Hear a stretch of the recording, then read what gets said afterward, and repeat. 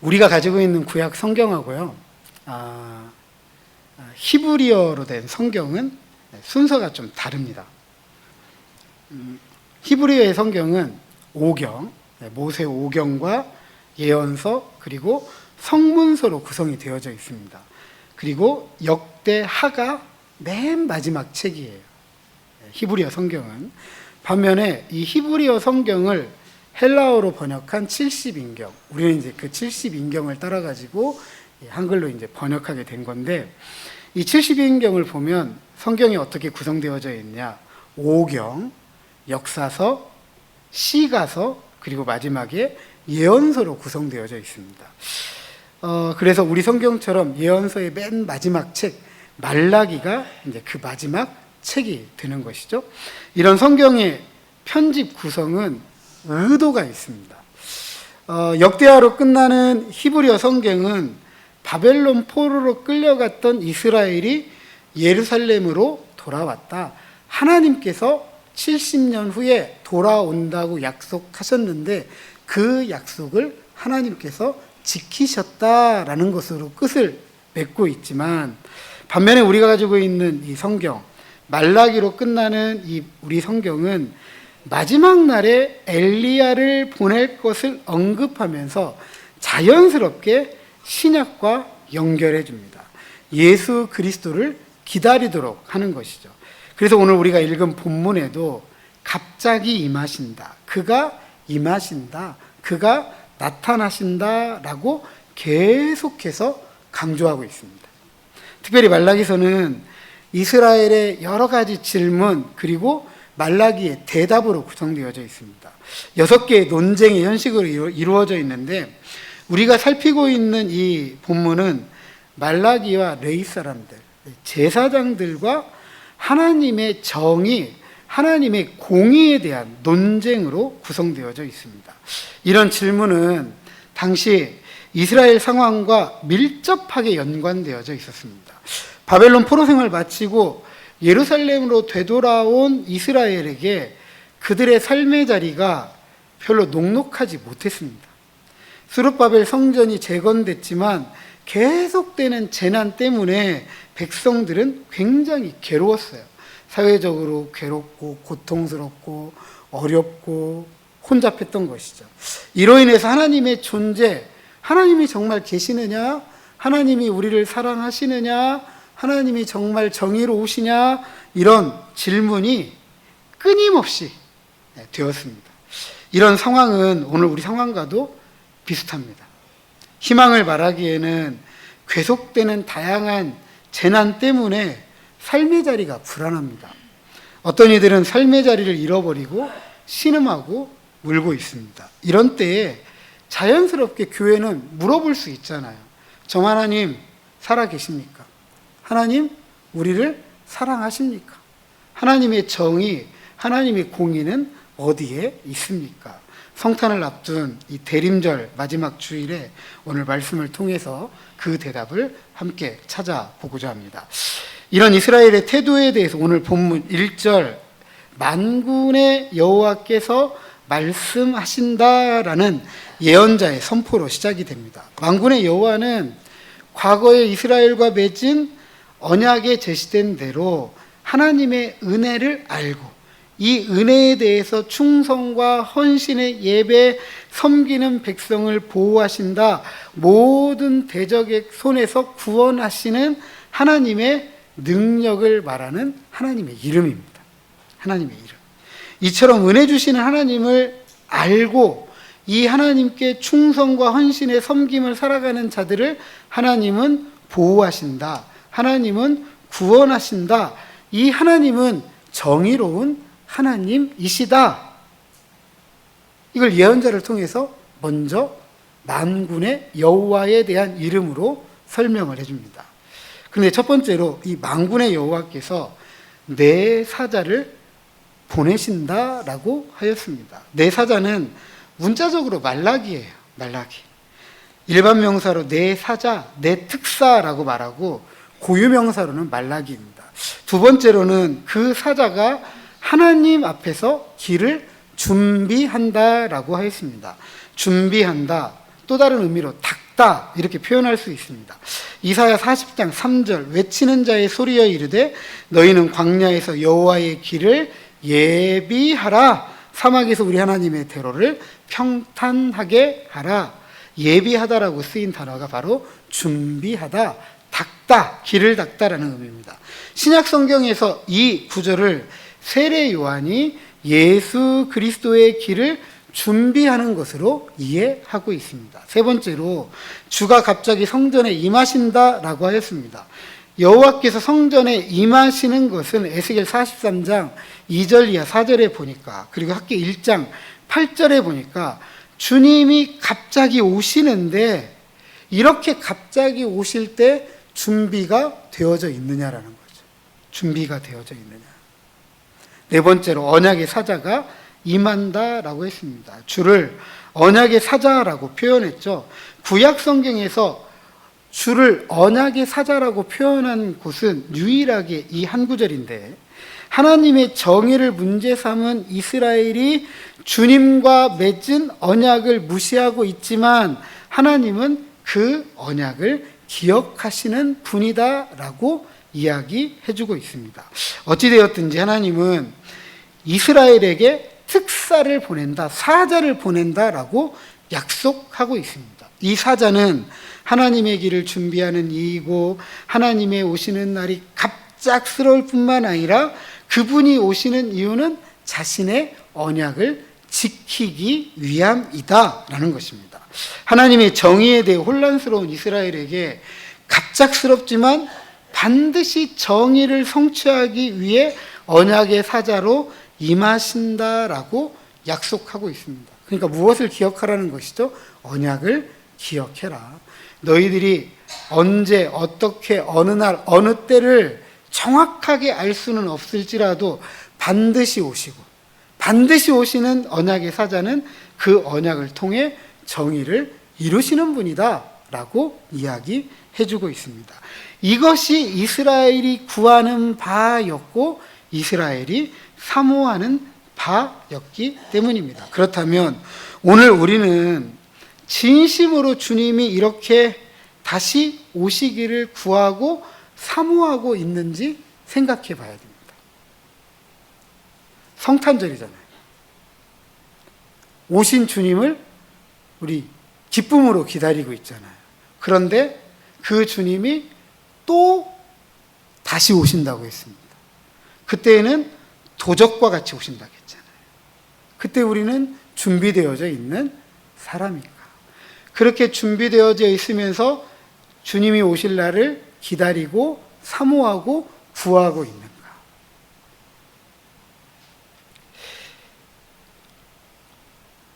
준비되지 못해서 무안하거나 준비되지 못했는데 말도 없이 오셨다고 서운해하거나 우리 그럴 수 있잖아요. 그런데 우리의 형편이 좋거나 말거나 우리가 해야 할 일이 있거나 없거나 하는 일이 마무리되었거나 마무리되지 않았거나 주님은 반드시 오십니다. 그리고 갑자기 오십니다. 그리고 언약을 지키십니다.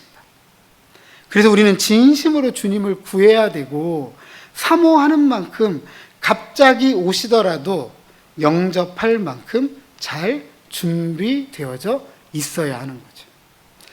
2절은 언약을 성취하실 주님이 임하고 나타나실 날 그 때에 대해서 가르칩니다. 말라기는 이 날을 4장 5절 하반절에 이렇게 가르칩니다. 보라, 여호와의 크고 두려운 날이다. 예언서에서 여호와의 날로 불리는 이 날은 하나님을 믿는 백성들에게는 구원의 날인데 하나님의 뜻을 거스르는 사람에게는 심판의 날입니다. 그리고 5절에 보면 내가 심판하러 너희에게 임할 것이다 라고 했습니다. 이에 2절에 이 심판에 대해 아무도 그 날을 당할 수 없다. 아무도 능히 설 수 없다라고 하였습니다. 물론 하나님의 정의에 대한 이 논쟁에서 그 심판의 대상은 레위 사람 제사장들입니다. 아무도 그날을 당할 수 없고 아무도 능히 설 수 없는 심판은 어떤 모습일까? 언약의 사자는 금을 연단하는 자의 불, 그리고 표백하는 자의 잿물과 같다라고 하였습니다. 아시는 것처럼 불이 금을 연단하는 것은 귀금속에서 뭘 제거하려고 하는 거죠? 불순물을 제거하려고 하는 거죠. 불순물. 이렇게 귀금속에서 불순물을 제거하듯이 죄의 얼룩을 제거하겠다라는 것입니다. 잿물 역시 오염된 천에서 오염 물질을 제거하는 거잖아요. 그래서 원래의 천의 색깔을 나타내도록 하는 것이죠. 그렇다면 주님이 임하시고 나타나시는 그날과 그때는 심판의 날인데 어떤 날이다? 정화하는 날이다. 정화하는 날이다. 이로써 레위 사람 제사장들을 깨끗하게 하시겠다라고 하는 것입니다. 이렇게 정결하게 함으로써 제사장의 직무, 레위 사람의 직무를 감당하도록 하겠다라는 것인데요. 그래서 3절 하반절에 보니까 그들이 공의로운 제물을 나 여호와께 바칠 것이다 라고 하였습니다. 레위 사람 제사장들의 주요 직무가 뭐죠? 하나님께 예배하는 것인데 그동안에 어떻게 되었다는 거예요? 공의로운 제물을 바치지 못했다라는 거죠. 그런데 깨끗하게 하시고 앞으로는 하나님께 원래의 직무를 잘 감당케 해서 공의로운 제물을 바치도록 하겠다.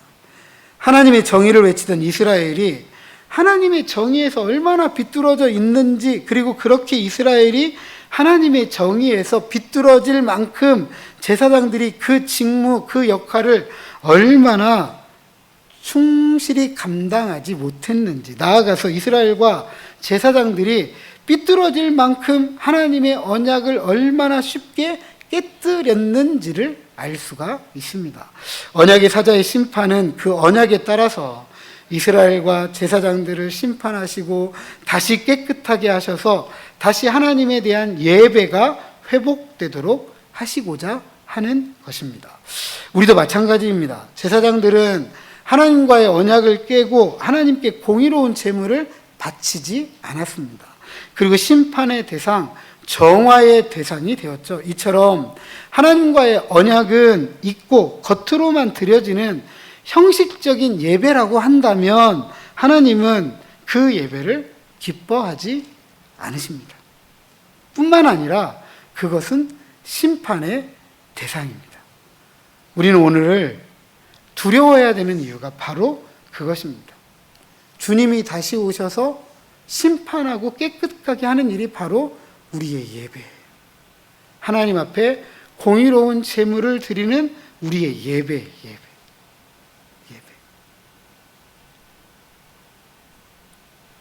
그러나 다시 오시는 주님은 우리를 깨끗하게 하셔서 하나님의 언약에 따라 참되게 예배하도록 하신다.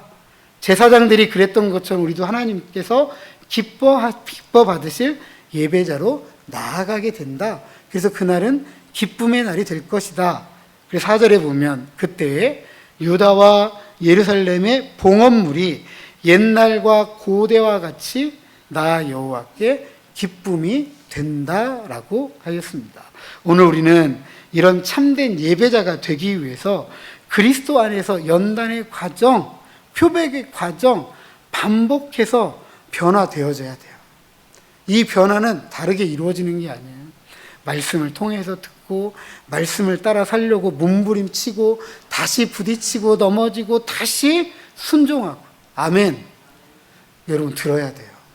듣고 듣는 걸로 멈춰서는 안 되고 다시 말씀을 통해 공의로운 제물이 하나님께 드려질 수 있는 삶이 되고자 몸부림치셔야 돼요.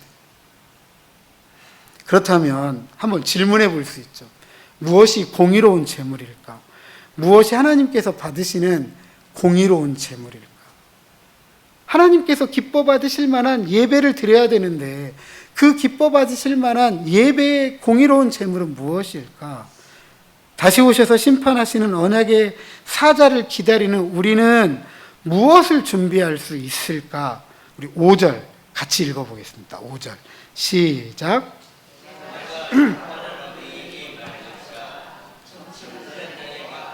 간음하는 자에게와 거짓 맹세하는 자에게와 품꾼의 싹스에 대하여 억울하게 하며 과부와 구아를 압제하며 나그네를 억울하게 하며 나를 경외하지 아니하는 자들에게 속히 증언하리라. 만군의 여호와가 말하였느니라. 아멘. 공의로운 재물은 하나님의 언약에 합당한 삶의 태도입니다. 이 구절을 정리하면 하나님을 경외하지 않으면서 사회적인 약자들, 소외된 이웃들, 이들을 억울하게 하는 사람들, 이들을 압제하는 사람들이 심판의 대상이다. 대상이다. 만군의 여호와가 말한 것은 이렇게 억울하고 압제당하는 사회적 약자들을 보살피지 않는 점치는 자들, 간음하는 자들, 거짓 맹세하는 자들, 품꾼의 싹스에 대해서 억울하게 하는 사람들, 이런 사람들 만군의 여호와가 증언한다라는 이야기예요. 만군의 여호와. 왜냐하면 그분은 언약에 신실하신 분이기 때문입니다. 하나님의 정의에 어울리지 않는 삶, 모세의 율법에 정면으로 도전하는 사람들이에요. 이스라엘 사회를 근본적으로 부패시키는 무서운 죄악이기 때문에 심판의 대상이었거든요. 오늘 우리 뉴스를 통해서 엄청난 이야기들을 듣고 있잖아요. 엄청난 이야기를 듣고 있잖아요.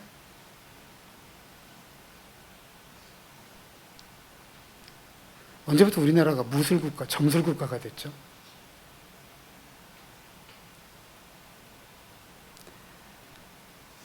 집 한 칸 얻어보겠다고. 전세 대출 받아가지고. 또 집도 대출 받아가지고. 들어 사는데 어느 날 계약 이상한 거죠.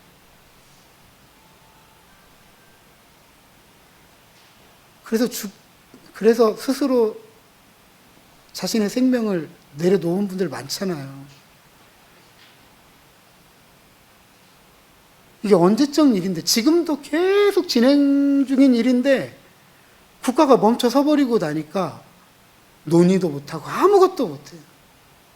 이 사이에 얼마나 많은 분들이 신음하고 고통 중에 울면서 죽어가는지 몰라요. 왜 이거에 대해서 책임감을 못 느끼죠?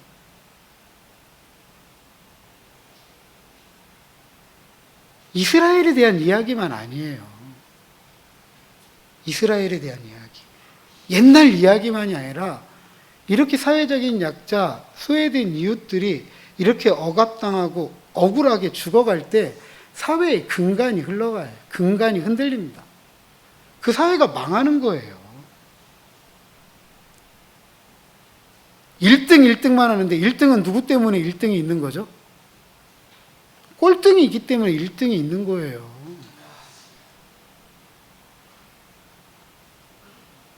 누군가는 저 밑에서 든든하게 기둥 역할을 하고 있기 때문에 화려한 것이 빛나는 것일 뿐이지, 아무리 화려해도 이 밑바닥의 근간이 흔들리면 아무것도 아닙니다.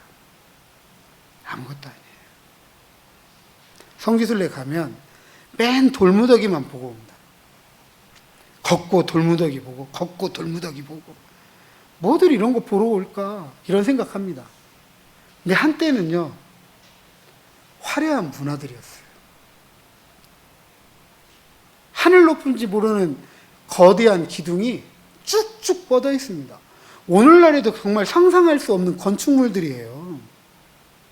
그런데 흔들리고 나니까 그 고대 화려했던 건축들도, 그 위상들도 한꺼번에 무너지는 거예요. 나라 망하고 국가 망한 것 한순간입니다. 예수 믿는 사람들은 더 책임이 있습니다. 예수님을 믿는다고 하면서 악을 행하고 하나님께 예배드리고 제물 드렸다라는 식으로 종교적인 위안만 갖고, 그러면서 그냥 우리의 죄와 악을 방치해 두는 경향이 있어요. 종종 TV 드라마 보면 오늘 우리 시대의 기독교를 비판하는 조금 자극적인 내용들이 있습니다. 많은 목사님들이 반기독교적이라고 뭐라고들 하시더라고요. 근데 저는 그거 볼 때마다 참 안타까워요. 세상 사람들의 눈에 비친 교회가 저런 모습이구나. 반기독교적인 게 아니라 세상 사람들의 눈에 비친 교회의 모습이 우리의 모습이에요. 그래서 저는 반기독교적이라고 말을 못해요.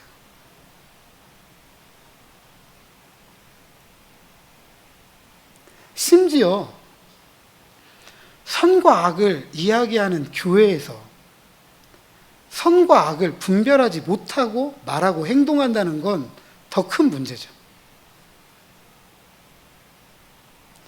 신앙생활이 결국은 굉장히 천박해졌어요. 나만 괜찮으면 돼요. 혼잡하고 어지럽고 혼란한 세상에서 리더십도 없고 권위도 없는 세상에 나만 살면 된다라고 했잖아요. 근데 교회가 그렇게 천박해졌어요. 나만 괜찮으면 된다. 그럼 하나님이 제일 먼저 돌을 던진다고 한다면 누구에게 돌을 던질까요? 세상에 돌을 던질까요? 저는 그렇게 생각하지 않습니다. 교회에 돌을 던지죠.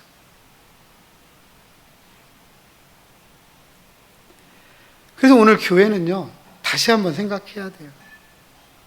공의로운 재물, 하나님의 정의라는 관점에서 우리의 삶을 되돌아봐야 됩니다. 하나님 사랑, 이웃 사랑. 하나님의 정의라는 관점에서 이 세상에서 잃어버린 하나님의 통치, 나를 사랑하는 것처럼 네 이웃을 네 몸과 같이 사랑하라. 회복해야 돼요. 왜냐하면 이 일이 하나님과 언약을 맺은 하나님의 백성들의 삶이기 때문입니다. 바로 이 삶이 하나님께 드려지는 공의로운 제물이에요.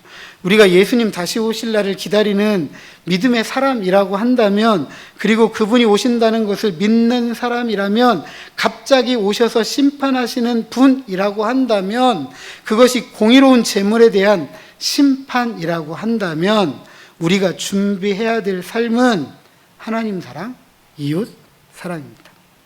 우리가 하나님을 사랑하는 것만큼 사회적인 약자, 소외된 이웃을 향한 사랑 결코 잊어서는 안 되는 거죠. 왜냐하면 예수님께서 이 일 때문에 이 세상에 오셨기 때문입니다. 누가복음 4장 18절, 19절 이렇게 이야기합니다. 주의 성령이 내게 임하셨으니 이는 가난한 자에게 복음을 전하게 하시려고 내게 기름을 부으시고 나를 보내사 포로된 자에게 자유를, 눈먼 자에게 다시 보게 함을 전파하며 눌린 자를 자유롭게 하고 주의 은혜를 전파하게 하려 하심이라 하였더라.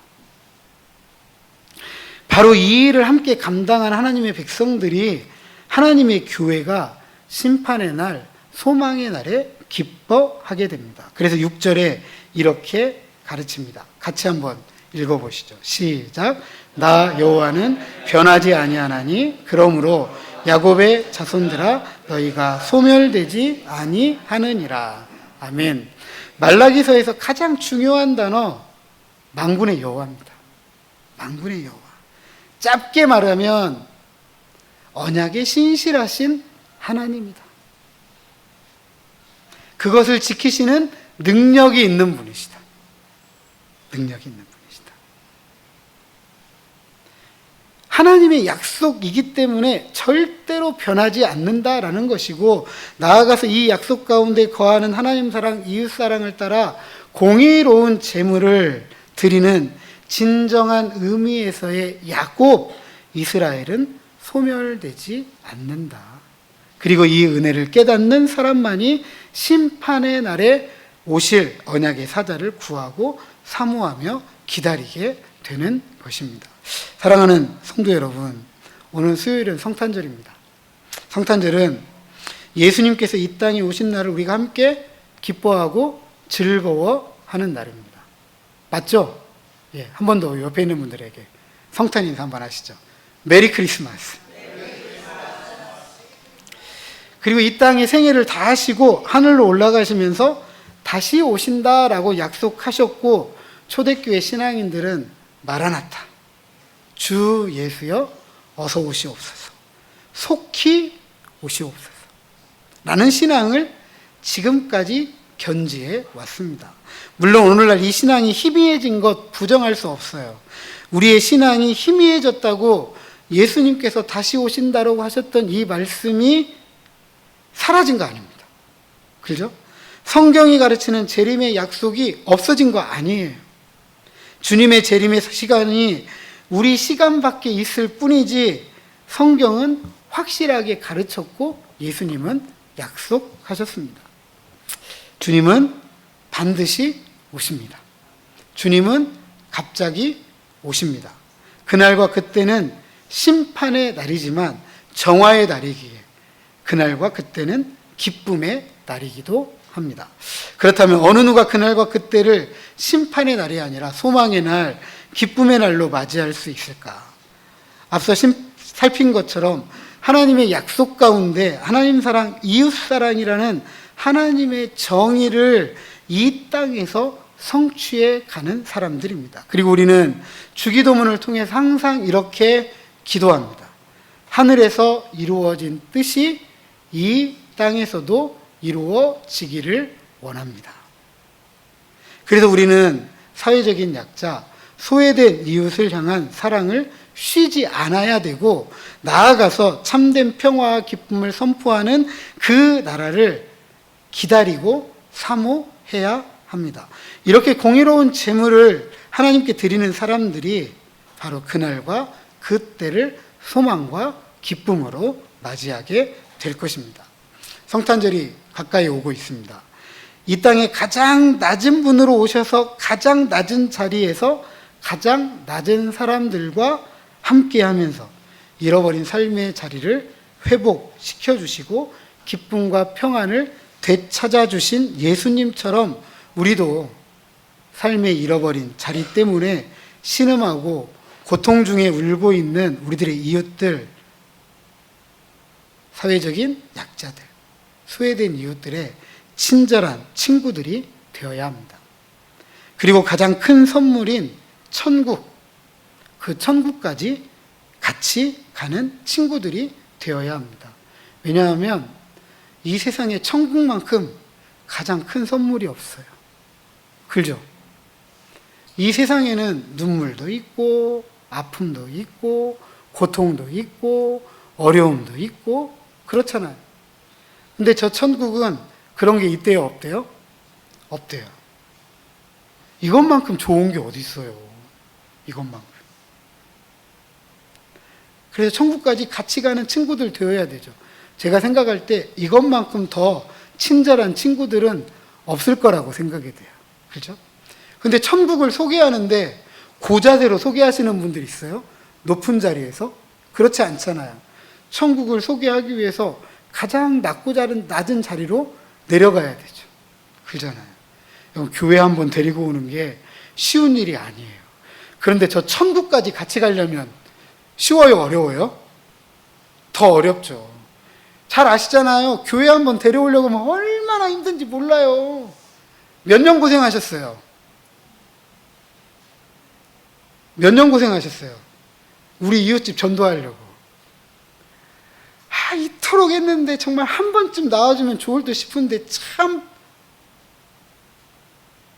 천국 가는 건 더 어렵대요. 하지만 가장 친절한 이웃들은 더 낮아져야 되죠.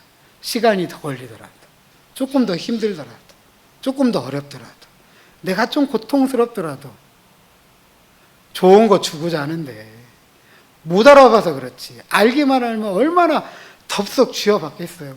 이게 황금 덩어리라고 하면 딱 주면 벌써 이렇게 잡았을 텐데, 예? 그잖아요.